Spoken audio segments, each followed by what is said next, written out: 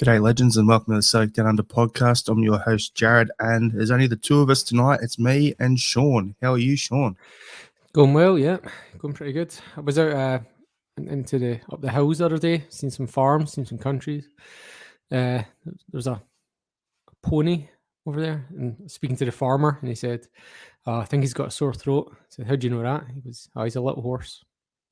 Oh, no. We had some feedback on these jokes during the week on like people saying, your jokes, shocking. Liam's jokes, shaking their head, how I normally keep a straight face, and I just couldn't even keep a straight face on that one then. So, good fun. Anyway, other than that, it's what a time to be a Celtic fan. Goals galore on the weekend. They're just flying in. It's as the name of the podcast is, it's raining goals. 5-0 on the weekend against Kilmarnock. So we'll talk about that game during the podcast. We're also going to talk about the new rumoured TV deal that's apparently signed. Got some bad news on Bernabé getting arrested for drink driving, so we'll touch on that. And then we've got Twitter Q&A a bit later. We've got some questions from both Twitter and then also on our YouTube channel. Preview the game against Hearts on the weekend, and then, might be a few other tangents we go off on. So what we'll do, Sean, is I'll throw to you. I'll go through the starting lineup for the game against Killy, and then I'll let you give your overall thoughts about it and duck into it with some good depth there. So Harding goals, Juranovic, Jens, Carter Vickers, Taylor, McGregor, O'Reilly, Turnbull, Jota, Maeda, Kyogo. Yeah, it was business as usual for the starting 11. I was a bit surprised. I thought Abada and Giacomakis had probably done enough to give themselves a shout, and if there had been a midweek game, they would have been definitely starting one of those. And yeah, but shows what we know since 7 minutes in, and Kyogo and Maeda combined to open the scoring. And it was, to be honest, even though it was like 6 minutes in, I'd written down a note like 3 minutes in saying that the Kilmarnock right back was a liability. And that's where the first goal came from. And I actually felt like we kind of let him off the hook a bit. Maeda didn't really get at him as much as he could have been got at. I thought that guy was a bomb scare. It's like Effie Ambrose reincarnate. It's kind of funny you're saying about how quick that first goal was. I actually missed it. There was one. You missed it because it was that fast. Do you know what you missed as well then? 1 minute 30 into the... So I've got this thing, right, about foul throws where I get really pissed off about how professional refs just let foul throws go. Yeah. Like, there was 1 minute 30 into the game, and that boy at right back takes a foul throw, and you're supposed to have 2 feet on the ground, and his back foot was literally higher than his arse. So there's a whole thing, right? Oh, like, you lift your foot a couple of centimeters, it's technically a foul throw, but you can never ignore it. But this guy's foot was like, he was honestly like a T shape. He was so far up his foot. And then there was another one later with a long throw, 2 feet on the pitch, which pisses me off because we've had a few goals from that in the past. Yeah, so what happened for me was I'm turning the game on, I'm trying to log in, and password reset required. Oh. So I'd go through all that process, get on, and then right when I've logged in and I'm clicking on it to go to the live stream, I get the notification from Celtic on Twitter, goal to Kyogo, and I'm like, of course, any other week I turn it on, there's nothing until like 20, 30 minutes or whatever, and then that happens. Had to be the way, but I still got 4 more goals to see live, so happy days. And the 4 that we saw were, in my opinion, better than that one anyway. So, you're saying about their right back being a bit of a bomb scare. That's kind of, he kind of reminded me the way of, how out of his depth Ralston used to look against, say, Barcelona and PSG in Europe. It was kind of like, it gave me that sort of vibes of, he looked a little overawed and a little out of depth. But they had a couple of players there that I thought were all right, but nothing to crow home about. Lafferty's a prick as per usual. Everyone's seen the meme going around. Oh my God. Yeah, overall, I just wanted to go through some stats before we can talk about the goals, focus on a few players, the usual. So this is the one I liked. Somehow, Killy had 12 shots. That doesn't sound right. Yeah, I didn't think so either. Only 3 were on target. So there was a whole bunch of times where they were taking shots. I went and rewatched the game. What was it? Monday or Monday or Tuesday. I rewatched it. And yeah, there was a period after the first goal where they had like 3 or 4 shots and they barely even were inside the 6-yard box as they went across the goal line, but they technically counted shots. Right. So I was like, okay, that was strange. But yeah, for us, 20 shots, 11 on target, 74% possession. Passing accuracy was amazing. 18 fouls to them, 11 on. Sorry. And yeah, so it was statistically, it was dominant. Now, I wasn't expecting us to be that dominant statistically, possession-wise. Our pass accuracy was 83%, so that seems about right considering a plastic pitch. It's a bit of a dip on the last couple of games overall, but yeah, I was just like, I wasn't expecting it to be as good because of the plastic pitch. And there was that one where Juranovic ripped the ball off their keeper in the second half. And he slipped over. And if he hadn't slipped, it would have been a goal because he would have got it squared up to, I think it was Giacomakis, and put it in. So, yeah, you'd see pretty much any time someone come on, the first 2 or 3 times they try to change direction, they'd slip. Then they'd adjust and they'd get on with it. So, yeah, not a fan of plastic pitches. Get rid of them. Yeah, Greg Taylor made it look like it didn't matter when he set up that first goal, didn't he? That through ball. That was him coming home, though. Yeah, that's what I was. Yeah, that's the thing, isn't it? He knows that pitch. Do you know, he was. So how many years there? If it wasn't for Jota's goal, Greg Taylor's the man in the match. You know what I mean? Like, he had a great game. He was defending, like dribbling, through balls, crosses, everything. A couple of crosses went a bit over long, but apart from that, he had a really, really strong game. Greg Taylor still is my man of the match. Yeah, even with that Jota goal. Yeah, because, okay, Jota's goal was great. Don't get me wrong. But over a 90-minute performance that Taylor put in, I would rather go to that than Jota. Yes, he had his blinding goal, had a few shots, had some tricks, whatever. But our whole front 5 or 6 was clicking. So he was only able to perform at the level he performed at because of the overall work Maeda's put in with a couple of assists. Kyogo's running to stretch the defence. There was a couple of those diagonal balls I've been talking about that went over to. So after Jota's goal, there was pretty much straight after he had another shot where the diagonal ball went to him and he got in. And if he squared it up, Maeda wide open at the penalty spot just to tap it in. So yeah, I remember that. Yeah. all of his work, yes, that goal was amazing, but he put the ball up. We then won it. Maeda got the ball back, then got it to him. And as soon as he hit it, wasn't missing. I'm like, that's gone in. So it was off the boot. I'm like, I was expecting a goal, but yeah, I'm just looking at it going, Jota was great, but I think overall, over a 90-minute performance, Taylor for me would have been the best player on the pitch. Not by a lot, but still, I'll give him credit where it's due. Yeah. I'm not sure if you caught it in the rewatch, the replay when you watched it back, but there was something that's been kind of lost in the noise. It was like 3 minutes in. We had a pretty solid penalty shoot where we played the quick free kick. Do you remember that? Didn't see it because I had no coverage. Oh, okay. So, what happened anyway was like 3 minutes in. I know the one you're talking about from the when I watched the replay, but yeah. Even when I watched the replay, it's like the cameras, like it's so fast and unexpected that even the cameras don't pick it up. Do you know what I mean? Like I can't even tell. But it kind of, my first viewing and second viewing. Well, my first viewing was that's a penalty, and then the second and third replays don't really illuminate it anymore. But again, when you win 5-0, these things just kind of get lost in the wash. You know? I think it was the same boy at right back. What was his name? I'm just finding it here. Alibioso or something like that. Alibioso. He was apparently used to play for Arsenal. There you go. That doesn't. Okay, there you go. Made Premier League. He's actually played. That said, he's actually scored a goal. I don't know, Premier League 2. But yeah, the guy was at Arsenal second team.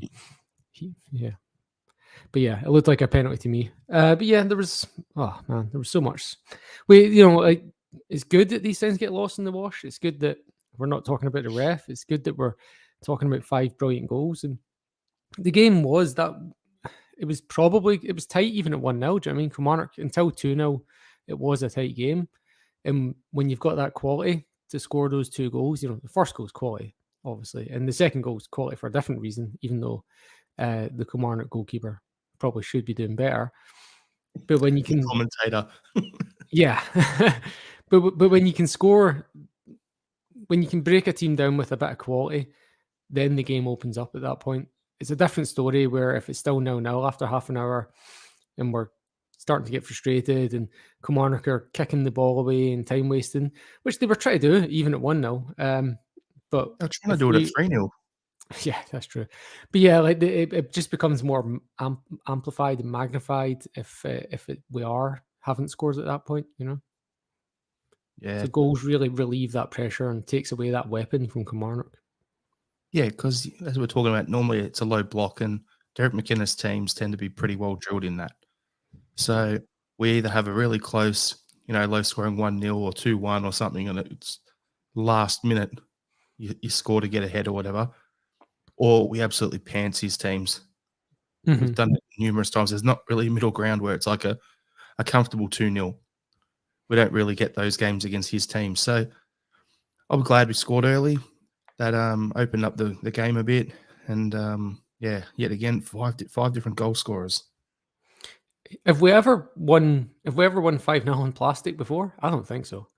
Because I know we beat Kelly by 6 when we won the league, but that was on grass. And then we beat them 5-2 in the plastic, I think, when Samara scored a hat trick. I think that was on plastic. But I don't remember us ever winning 5-0 on plastic before. Some plastic pitches. I highly doubt it, but I'm sure someone in the comments will let us know when they're listening in. So we'll not worry about that. But a couple of players I want to focus on quickly before we get onto a few other things on the pod. We've talked about Taylor. I reckon that's probably got to be the most cruisy day at the office Joe Hart has had in his career, in his Celtic career. So you can't really say anything there. Now, the partnership that's being built up between Moritz Jens and Carter Vickers, 2 games in, and, it's starting to seeing some good signs there. Now, for you, this ties into one of the Twitter questions later, so I won't go there now, but I just wanted to say it looks like a good pairing that's starting to settle there with Jens. Did he go? He went off hurt, didn't he? Yeah, that's what I was going to bring up. I don't know. I haven't heard any Have you heard information anything about on that that? yet. No, I've not heard anything. Okay, that was one thing. And another thing is because the game was on Sunday, right? And Bernabé gets arrested for drink driving on the Saturday. Was it? Was it? Saturday that's morning? Sunday morning? Was it Sunday or was it Saturday? Ooh, I only heard about it yesterday, so I don't know when it actually happened.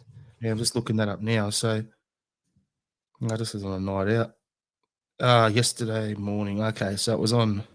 So it wasn't. So it was after the game. I was actually sitting there at one point. It was about 15 minutes to go, and I'm like, before Jamesy come on, I'm like, Taylor's played really well, but I want to see Bernabé. Get him on. Get him 15 minutes. See what we've got there. So that was one that I'd like to see him get a game. If we get to that situation again, I know Ange just doesn't hand out games willy-nilly to anyone. You've got to earn your spot, and Bernabé's probably still, trying to acclimatise to the league and the standards, get his fitness where it needs to be, blah, blah, blah, all that stuff. But he's one I would have liked to see as well. I think as well the injury to Jens, probably because normally we do substitute one of the fullbacks at some point, usually for Ralston. But I think the having to replace Jens probably stopped that from happening. Yeah, fair enough. Any other players you want to focus on? It was Moy was interesting because he played in the number 6 role when he came on. And look, the substitutes did change the game because they brought a freshness and maybe just a kind of different challenge for Kilmarnock. But I actually thought Moy was pretty slow with everyone's like, yeah, whatever, 90-something% pass accuracy, I don't know, whatever. But I actually thought he didn't really show any urgency and he was kind of slowing the game down. And I'm more Him and interested to Starfelt did that when they came on, both of them. It was exactly. those two together. It wasn't just Moy, it wasn't just Starfelt. It was the two when they both came on. They both did the same thing. They were just rather than looking for that incisive pass forward, they were too happy to just pass to the other centre back or pass the ball out to the winger or whatever. And I remembered something that Moy used to get called over here when he was playing at Melbourne City because he would have these crazy passing stats.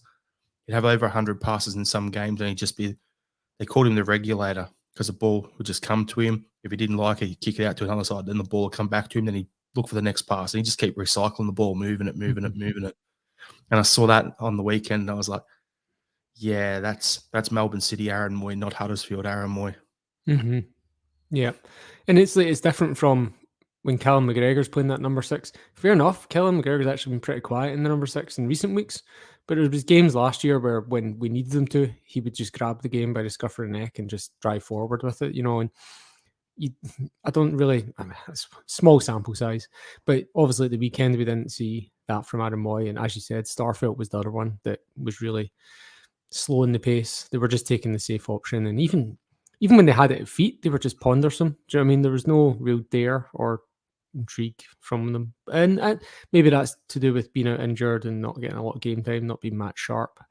But we'd hope that's not either something that improves or something that holds them out the team. All right, so now we're going to go through the goals just quickly because why not? So you've touched on the Kyogo one first up. So I'll look at that and go, it was good team football. Go pass, bang, done. Good movement, good running, simple football. Love it. Happy days. Jota, second goal. It's from another world.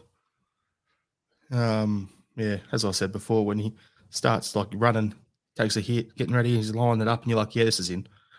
It wasn't like Ryan Christie lining up something like that, and you go, yeah, the ball's going to be on the roof. I don't know. I just had this feeling about Jota as he was lining that up, getting ready to hit it. I'm like, yeah, this is going to be in. And you've touched on the keeper. Yeah, he probably should have done better. But I don't really care who was in goal. To me, that was going in. Yeah, that goalkeeper was in the SPFL Team of the Week. Yeah. You can see he's 5 because of his fantasy ranking or something like that. The only Celtic player that was in it was Greg Taylor. There was nobody else. There was 3 Rangers guys in there, and there was that bloke in. And I had a look at it, and then I went on the comments, and I'm reading them. And the funny thing is, why did that bloke get in the Team of the Week? Do you know why? Because the fan voted thing on the BBC website or whatever it is. Was it? Apparently, it's off a fan vote, the one I was looking at. And there was all these comments. Looks like the Celtic fans are thanking this keeper for leaking 5. Looks like we're all our guys over there were taking the piss out of him by voting him in. Sounds about right, actually. Then you got the third goal, Moritz Jens. Fair finish. What's your thoughts on that? Yeah, it was impressive, wasn't it? It was one of those ones where he's just a kind of instinctive thing to do. He's, it's not pre-planned like the later one by Giacomakis. Like ball's at a height, his body's in a certain position, and all he's just swung the leg at it, and he's just connected perfectly and got it in the right spot. Nothing the keeper can do. It's just a good finish. The funny thing with that is just his reaction after. Like, he's just pissing himself laughing. He's not really even like, you just look at it and it's like, he knows he as you said, just swing the boot and just get it on target and see what happens. But yeah, his reaction gave it all like, yeah, that was a fluky goal, but happy days. And then you've got the fourth one, your mate, number 4 with the 4, and Carl Starfelt. He has 2. Does he have a left foot? Did he score the left foot? Come on, Sean. Come on. Have to.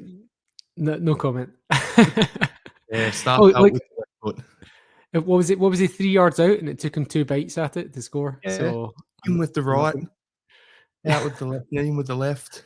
Yep. Did you see the 4 attempts in there for us to score that goal too? Because it was like Kyogo with the flick on. Then there was another like a bit of a shot on target or something that deflected. Then Starfelt get the first shot on to get the second shot in. Did you see the picture on the Celtic FC Twitter? And it was like Jota's like just like absolute shock on his face because Starfelt scored. So Jota agrees with me. I've got a comment on that picture there, but I'm not going to say it because we'll probably get cancelled. But anyway, then the fifth one, Giacomakis. That was pure class. Like the ball's high. See how much time he's got. It's coming down. He lines it all up and he's like, got to get it on goal. But what do you want to do? You want to get the ball and get it into the ground. And he puts it through the keeper's legs. Like that's just class finish. Mhm. When the ball's in there for so long, when it's happening, I'm like, "That's quite high," and I'm looking at him, and I'm like, "He's thinking about an overhead kicking this," and I'm like, "Where's the defenders? There's no defenders near him." And, like, I've got time to think about all this before the ball even gets down to him and he Yeah. executes it. Like, that's how long it was. I'm like, "How's he had so much time to do that and so much space?" But anyway, he did, and he executed it perfectly, and yeah, I love great the goal. I love a comment on that. I saw, can't remember where it was. Someone's comment. He was offside when he was offside originally. Yeah, he may have been, but then as soon as the defender headers the ball up high into the air to clear it, that puts him back onside. So Mhm. shut it and know the rules. Yep, that's correct. Yeah, so it's real basic stuff there. So we've touched on it earlier. I may as well just jump to this one now. Burnaby, drink driving. Now, reason we're bringing it up is I don't want to sound like we're giving the guy a kicking or anything like that, right? We've all been young. We've been out, you know, got drunk, done silly shit, you know. We've all been there, done that sort of thing. My issue is you, it's drinking and driving. It's just a no go. So that's he's going to cop an absolute hammering for that in the court of public opinion, and also within the club. He's going to be told in no uncertain terms never to do that again. He's going to cop it. Now, the court of public opinions. This is why I brought it up. If you go on Twitter and look up the comments, it is toxic as all hell on there. People saying, "Oh, that's the end of his Celtic career. Get rid. He's not. There's no blah blah blah." All these sort of comments just berating the guy. He's 21 years old. He's made a mistake. Okay, these same people 2 years ago would have been like, "Oh, give Lee Griffiths another chance." What's the Mm, difference here? At the end of the day, he's a young kid. He's made a mistake. If he does the same thing again in 3 months' time or 6 months' time and he hasn't learned from it, then it's an issue. If it's a mhm. one-off mistake and he learns from it, okay, show us that you're better than that.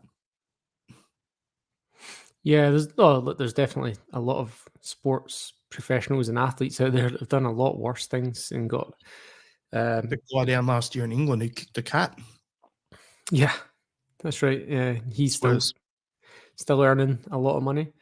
Um there was actually quite a funny Twitter one. He got whacked in the face with a ball a week or two ago, and somebody had caught it and put it on Twitter and said that's for the cat or something. Like it was, it was quite a funny one. But yeah, there's definitely like I mean, if you look at the NFL, it's absolutely littered with domestic violence and things like that from the athletes. all If I gotta anyone say is knows, we played like against Lafferty on the weekend. That says it all. Deshaun Watson is up in the NFL. He's got like 21 cases of sexual assault or something up against him, or 21 different women, and he got paid $250 million. So, look, these things do wash off, and Bernabe. I'm not saying, not dismissing what he's done. Like he deserves to be punished, and he will be. I doubt he won't be on the bench this weekend, and I'd say we won't see him for a few weeks at least. But yeah, as you say, as a young man, he's done something stupid. And there's probably a bit more context to be added before anyone can really say what punishment he does deserve. But yeah, I trust Postecoglou to deal with that in the correct way. Yep. Now, another bit of news. We'll leave that one there because there's no point just going on about it. But another thing I wanted to bring up was there's talk of current TV deal being extended. Shouldn't have scoffed me dinner before jumping on here because it's really doing me throat in a bit of an issue at the moment. But sorry about that, everyone listening. Um, yeah, so apparently the current TV deal was 5 year, £125 million, so £25 million a year, and you get like 46 odd games or whatever per season. Now, rumors are the new one is going to work out as 30 million a season going forward. I don't know how long it's for, but to Mhm. me, it's massively undersold. undersold. Like the Norwegian League, for instance, I got a list here of the TV deals across Europe, right? So if I can get this to not rotate weird, that'd be helpful. Yeah, so if we go through it, you've got, I think it's the Russian Premier League is 22.8 million. The Swiss League is 25.4 million. The Austrian Bundesliga, 28.4 million. I think that's Romanian League is 29.6 million. Then there's a Scottish League at 30. So just to go through it, you've got all the Scandinavian ones. Norwegian League gets 61.7 million per season. The Eredivisie in Holland, 71 million. Belgian League, 93.2 million. So realistically, the Scottish League should be somewhere, in my opinion, around the Norwegian League. If the Greek League's at £50 million a year, that's where we should be starting. Yet again, Scottish football is selling itself short. Now, as an Australian who this TV deal doesn't affect me in terms of watching the games because I get my games over here anyway, this is a massive issue because if you're going from 48 games or 46 games a season, you're getting 5 million more a year, but now you're getting 60 games a year. Those other clubs, if you're like, we had it a couple of weeks ago where, we were playing Ross County and the game wasn't on anywhere. Celtic and Rangers as clubs normally don't go through where their away games aren't shown on TV. They're normally always shown. But you look at these other clubs like your Aberdeens, your Hibs, your Hearts, your Ross Counties, your Motherwells, blah, blah, blah, the rest of them. Now, they should be able to do what they do in Spain. You should have the choice between Spain, they have there's a league one, and the clubs can opt into that, or you can sell your own rights, your own international rights. Now, with Hearts have got 3 Australians, Dundee's got 2 Australians, Celtic's got Australian manager, Australian coach, one of the youth academy coaches is Australian, and then you've got Moy in the team. You're going to want to watch those games. St Mirren's got 2 Australians in the team. It's a big market. These clubs should all be able to sell their rights down into individually or get more money off the international deals. If you're only going to get 25 to 30 million domestically, you've got to be ramping your money up on what you're getting in because currently on the coefficients, you're the 8th best league in Europe. Yet you get out of 20 leagues, you're the 15th best paid of them. You're not doing yourselves a favor. Yeah, I think I think it was, I can't remember who it was, but there was one of the media guys in Scotland made an extra point on the current Sky deal, which is not that it's even though it says 48 games to be televised, what they have also paid for is for every other game to not be sold. So, like, even if we sell 48 games to Sky, Sky have also got a clause in the contract that says we can't sell a single other game. Like, do you mean, let's say there's a Hearts Hibs game that Sky aren't showing, we couldn't turn around to YouTube or Amazon and say, "Oh, here, give us $500,000 to stream this today." The English Premiership can do that. They do the same with the Bundesliga in Germany. Like, they've got their main TV deal, but then and they've got a certain amount of games, but then the others can be sold off to the others. So, like, I think I've got a friend who's a Werder Bremen fan, and she was telling me that, their games last year when they were in the second division, but now even though they've come up, they've kept the same agreement where the majority of their games, it's not shown on the main channels because they're not a big club.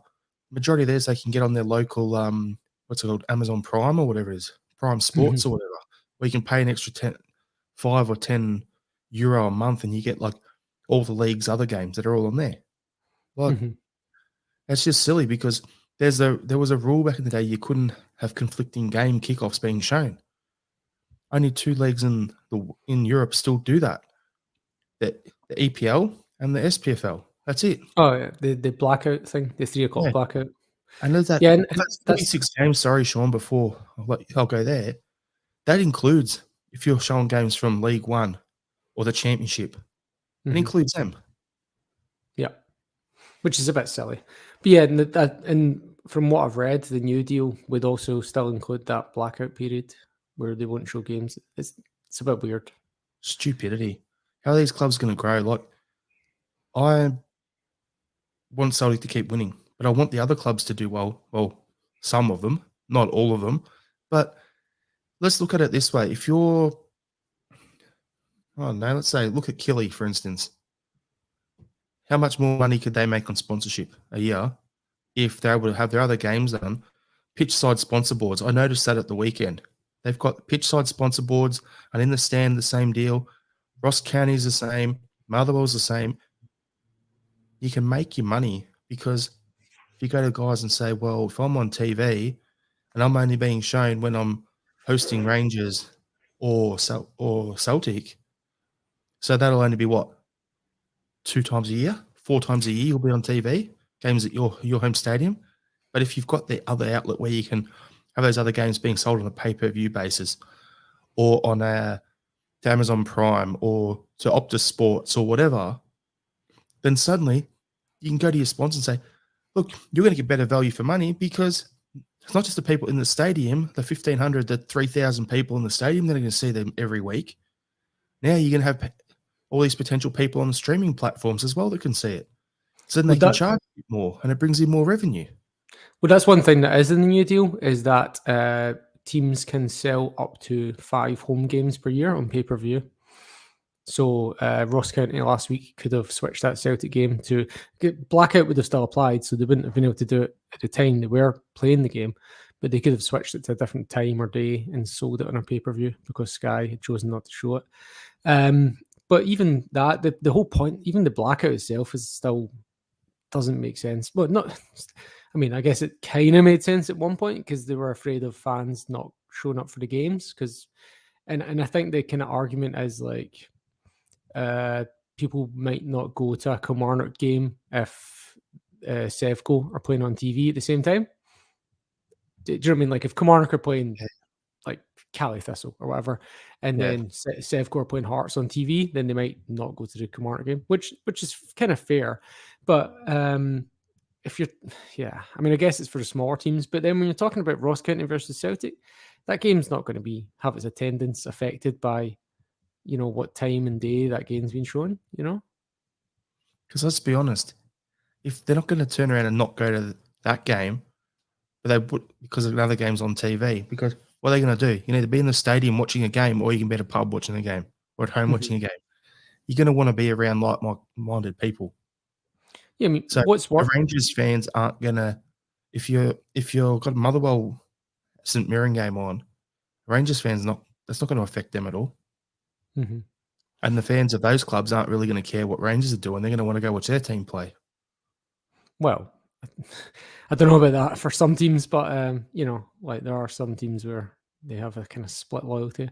But yeah, I think what's more to the point is things like having like a Celtic Aberdeen game in Pittodrie at like Sunday at 12 o'clock when it's just physically there's no trains at that time. So there's just no way to even go to the game unless you're on a supporters bus. You couldn't go. You can either drive or get a supporters bus. There's nothing else. Like that's it. And vice versa. If it's a late game, you can't get back kind of thing. And another thing they could concern themselves more with than having a 3 o'clock blackout is actually improving the match day experience to get people to the stadium rather than just saying, well, you can either come and watch it or tough luck. It should be, no, it shouldn't be that. It should be, oh, well, come and watch the game because we've got a great product. We don't have plastic pitches. We have a larger league, which encourages more attacking football because teams are not afraid to lose a game. You can have a drink at the game. You can bring your kids and do all this. There's a list of things you could do to improve the match day experience.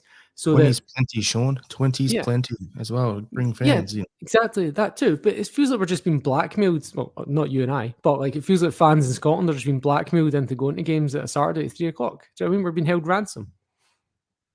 Like we got nighttime football over here in the A-League, and it's awesome. Like I love going to watch a game during the day. Don't get me wrong, daytime football is awesome, great fun. Because our leagues in the summer, majority of our games are on at night. Now that's a spectacle as well. Now imagine if that was an option too, so it wasn't all games were at 3 p.m. on a Saturday or 3 p.m. on a Sunday or whatever, if you could stagger them out as well, you could do like AFL or has got something similar, but the NRL over he's got what they call Super Saturday, and they'll have a game, a 3:30 kickoff, a 5:30 kickoff, and a 7:30 kickoff. So you got 3 games all day. So you got that on the TV. But at the same time, if you could also your match day experience, if you did that, so you're not going to have Celtic and Rangers playing in the same town on the same day, but say if you had a game up Pittodrie kicking off at say 3 p.m., but then you had a game in Glasgow or in Edinburgh kicking off at 7 p.m., people would be keen to that. People go wild for a Saturday night game, Saturday evening games. They would go nuts for it. Go to the football and then you kick on and do what you got to do the rest of the night. Perfect. Exactly. Yeah, day out, like night out. And the reason I'm saying you can do like the Super Saturday, from a TV perspective, they get 2 games to show. And from a fan's perspective, you're still getting your daytime football, you're still getting your nighttime football. It'd work. It's common sense. But anyway, maybe we're seeing it different over here. Yeah. All right. So what we'll do is we'll leave that one there and we'll jump into our Twitter Q&A. So I've got 5 questions, Sean. Okay. So we'll start with let's see what we got here. Okay, so Stoop Kid has said all good teams need time to mature. Is it time we let this team grow together and enjoy the ride as fans? I mean, they are. Are we not? I think that's more like instead of selling one player every off season, right, one player and that just keep a group together for a few years. That's how I'm interpreting that. That makes sense. Yeah, I mean, look, it doesn't feel like anyone's got an impending exit, and from what I've heard, Celtic are really not entertaining any kind of offers. Whereas in the past, we might have been kind of shopping a player every transfer window, but it does kind of feel like this year we are doing that. If he means beyond next year, I don't know, because I feel like players have a shelf life at a club. Like when you see what happened when we held on to, when we held on to Edward for too long and Cham for too long, you see what happens to these kind of. If we'd kept Chris Iyer any longer, players do kind of lose motivation after a while. They do need a fresh kind of challenge. So I don't.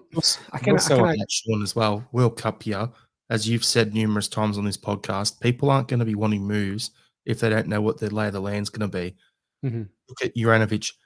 He's playing first team regular for Croatia. He's playing as a starting right back at Celtic. He's going to be playing in the Champions League. That's great lead up for him to get to this World Cup and to be in form, ready to go. Why would he move to sit on the bench as a third stringer at Chelsea, which is the current rumour at the moment, or go into that absolute shambles that is Man United at the moment and be their second or third string right back when he can stay with us and start at Champions League level? Like, that makes sense for him now. But at the end of the season, if he does well at the World Cup and in the Champions League, let's be realistic. He'll move on. That's his shelf life done at Celtic. That's the Van Dijk 2 years at a club. Fine. I can live with that. We've got Ralston there. We can, whatever money we bring in, then we reinvest some of it. So that's the sort of thing we're looking at. It's the same with Carter Vickers of the US. If he does well in the Champions League, does well in the at the World Cup, he'll probably move on as well. So realistically, we've got to be ready for that. But as Ange always said, if someone doesn't want to be at the club, he's not going to keep him. Yeah, look, if there are several million reasons why these players might go to Chelsea or Man U to sit on the bench. But as you say, it depends on what their priorities are and what their agents and family are whispering in their ear. And so far, it sounds like they're getting good advice, which is, play your football and, be a big star at Celtic, which is a massive club. And then whatever comes out of that will come out of that naturally. Yeah.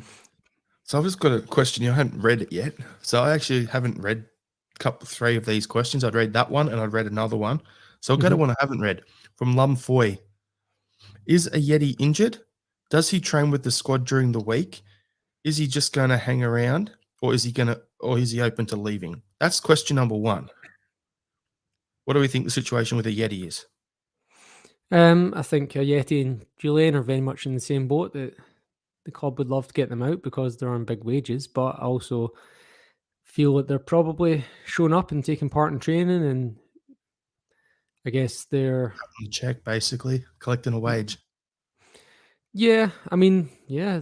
There's they're not the first, and they won't be the last. We've had Bobo Baldy do it, and other clubs have had the Jack Rodwell at Sunderland one was comical. I think he's just been released by whatever A League club in He was the at last week. Western Sydney last season. He had a 1-year deal, and he's just switched sides of the city and gone from Western Sydney to the actual Sydney FC. Well, anyway, but but yeah, there's like many examples throughout time, and I mean, if you're asking me, would I be forced out if I wasn't getting paid the same? I'd show up for training, do my time. It's Yeah. annoying, frustrating for us as fans because we can't improve the squad with that money, but he's got a contract. Yep.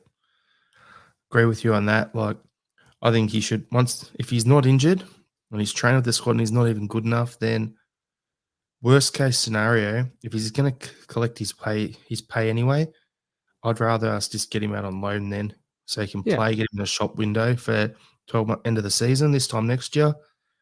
And also, if they contribute 20% of his wages or 50% of his wages, good, that's some money saved.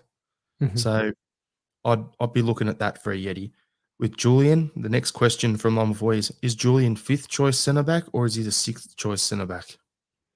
Who would be fifth So if he was Carter Vickers, Jens, Starfelt, Welsh? Welsh, And who would be he'd be it 5th. would Bosun Lawwell? It'd be him and Bosun. Honestly, it'd be 5th and 6th. I mean, that's a good question, actually. That's a good point. Would Ange? I think, yeah. Would he put in Julian or Lawwell if he was forced to? Don't I know. guess it kind of depends on who we were playing as well. Like if it was a home game against St Mirren, I could very well see it being Probably, Lawwell. yeah. Mm-hmm. But I'd also be surprised if Julian's still here at the end of the month. His next question here is why does Turnbull move like a one-legged duck? I think that's referring to the way he kind of turns back on the ball. Always turns to the one way. Yeah. I mean, I like Turnbull actually. I like his touch. And he didn't have a great game at the weekend, and I think that's a lot to do with the ball sticking on the pitch. He can't really. Yeah, Tom Rogic always managed it well, but for some reason Turnbull doesn't. And yeah, I always wonder if there's anything to do with his knee operation and whatever problems he had there. Like sometimes it can affect your gait when you have something like that. What was your boy that played for Brazil? Was it Garincha? Whose one leg was longer than the other, so he always had like a kind of funny gait, and so like nobody else could copy the things he did on the pitch because one leg was like 2 inches shorter than the other one. I can't remember if I'm making that up or not, but it was something like that. Yeah. Now, for me with Turnbull, like I look at him and go, I think his game is a 10, but he doesn't have. Hang on. No, his game's more. He wants to play as a 10, but his body is more limited to more like a box to box as an 8. I don't think he's explosive enough to play in Ange's system in that 10 role.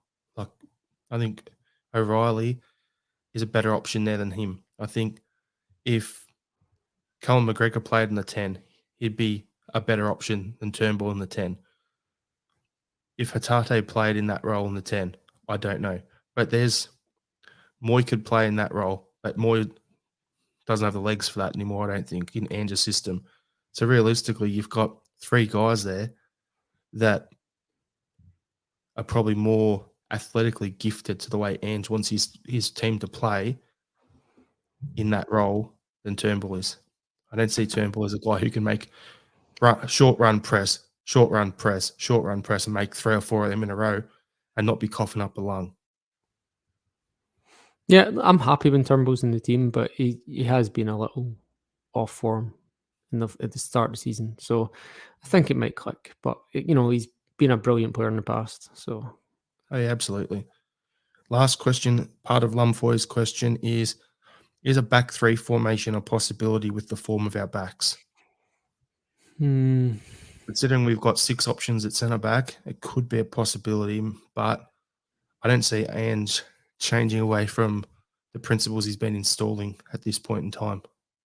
I think the last time we used it was away to St Johnstone and at the end of December, and that was related to injuries because we didn't have any strikers and fullbacks were injured as well.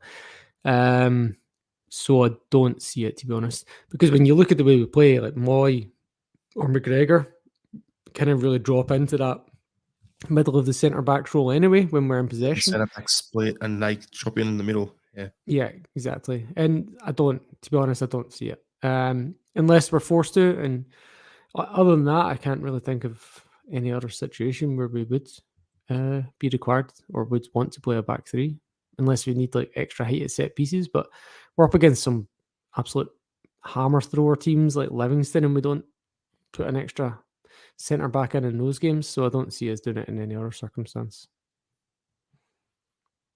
All right. Next question from James Murphy. Should Carter Vickers and Jens be the new number one central pairing going forward? Hopefully, we have the option to buy build in for Jens loan. Apparently, we have that option. What the Mhm. fee is, don't know. Doesn't matter. But Yeah. me, after 2 games, pay the money. Yeah. He wants Yeah. to be at the club. He's come out after his first game saying, "This is where I want to be. I'm loving life here." Mhm. And he's got his best mate at the club with him, so that's helping him assimilate in. He's doing well. He gives us that size that we haven't had at the back, like Mhm. that we've been missing since Julian did his knee. He's ticking a lot of boxes there. Get it done. Realistically, as I said before, Carter Vickers does well in the Champions League and the World Cup. He'll probably move on, so the funds will be coming in anyway. There you go. Get it Mhm. done. Yeah, I agree. And just kind of actually, just thinking about that, it's actually kind of made me think about the previous question as well, and something that like Rogers, Lennon, kind of even Steve Clark for Scotland's done a few times is playing a back three where the two left and right centre backs are actually full backs. So like Celtic have done that in the past with Tierney and I can't remember who was the right back at the time, Lustig. So I didn't actually think about that when I was answering the question previously. So that might be an option too. But I think with having 4 first choice centre backs, yeah, Carter Vickers and Jens should be the first choice pending injury. And it's harsh on Stephen Welsh, who thought he might get his chance. I mean, I could see him going out on loan, but then we're short one. So it's like, I don't know. Depends on, for me, it's do we keep Julian till just let him run out his contract and put Welsh on loan? Will that be a better long term option for us? I Because mean, we're not gonna get the much money back if we was to sell Julian. So yeah, I mean, look, Welsh is a good player, but he's going to be better if he plays 50 games this year. So I don't know. I don't know what to do there, man. Like, do you sign another loan player and send Welsh out on loan at the same time? I don't know. who knows, to be honest with you. So 2 last questions. What do we got here? Craven Moorcock on YouTube. I'll have to say it. Will the squad remain together next transfer window? Should the good results continue? That's similar to the first one. So Mhm. next transfer window. So is that, you think they're talking about next winter, or do you think they're talking about in like the winter window or next summer? It's a hard one to predict because of the World Cup. So normally, like you get this kind of spending frenzy after the World Cup. So I could certainly see that happening this January. In which case, the answer to the question would be no. The squad will not stay together because a few of the players will have a good World Cup and we'll get some bids in as a result of that. Um, yeah, I could see that happening in January. I could see 1 or 2 leaving in January. Other than that, yeah, it could be even then that whether they leave in January or not, the interest could begin and just get set up for a summer transfer between January and when it opens in June. I always find the transfer window after a World Cup really funny because you get some strange transfers. Like, Mhm. remember, was it El Hadj Diouf was doing nothing Yeah. and then suddenly ended up at Liverpool? Yep. And you're like, Where did that come from? And then for us, after the last World Cup, we ended up going and signing Christian Gamboa. That's right. Or after, And yeah. that was one where I'm like, did we really need him at that point? Mhm. So, yeah, I just look at stuff like that and go, those transfers after a World Cup, I always find them a little odd. But who knows? Angel do his scouting. He'll have was it Mark Lawwell will be in by then, and yeah, we'll have our setup going. So we'll identify players, we'll check them out, but hope to keep this squad together as long as possible, just because it's so likable. As I've said numerous times, like very likable squad we've got. Not many dickheads, if any. The only two Yeah. I'm putting on the list would be Yeti and Julian because I want them out the club. But other than that, like, yeah, I want to keep them as long as possible. Last question, Nearly D. Players need more protection from referees. We're getting hacked all the time and losing players through injury. What can the club do to express their concerns to the league? Hmm. I'll go first, Sean. Give you some thinking time. Mhm. We've got two options. We find a weekend where Bruni's team's not playing, sign him up for a one-off and tell him to just go out there and injure as many players as he possibly can for opposition teams to send a message. Or we just have to do the correct thing, which will be put together a list of tackles that injured our players or things that should have been called, and then other tackles that were called, carded, pulled up, whatever, and go, what's the difference here? I actually think you're kind of giving the SFA more credit than they deserve for. They won't do anything even if we do that, Sean. Yeah, But that's what I due meant. process, we have to at least be seen to be doing something. But it's a cultural thing that needs to be addressed rather than a governing body thing that needs to be addressed. Because did you see what happened to Graham Souness this week? No. So he was it Chelsea Tottenham at the weekend or something? Yeah. And anyway, he came out after the game and was like, "Oh yeah, it was classic football, like a man's game and all the crap, players allowed to do, blah blah blah." I don't know. Anyway, he is getting slaughtered for that. Like he is getting dragged over the coals, and I'm like, well, if he'd said that in Scotland, he'd be celebrated. So it's very much a cultural thing. Like in Scotland, we'd still celebrate that aspect of the game where suck it up if you get hit hard, even if it's, I won the ball kind of thing.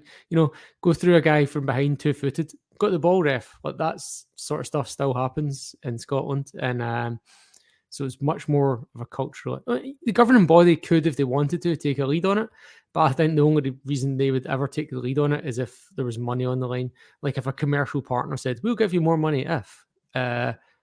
Players stop kicking the shit at each other. And like if the product improves because players are allowed to play football, then maybe in that case the governing body will take the lead on it.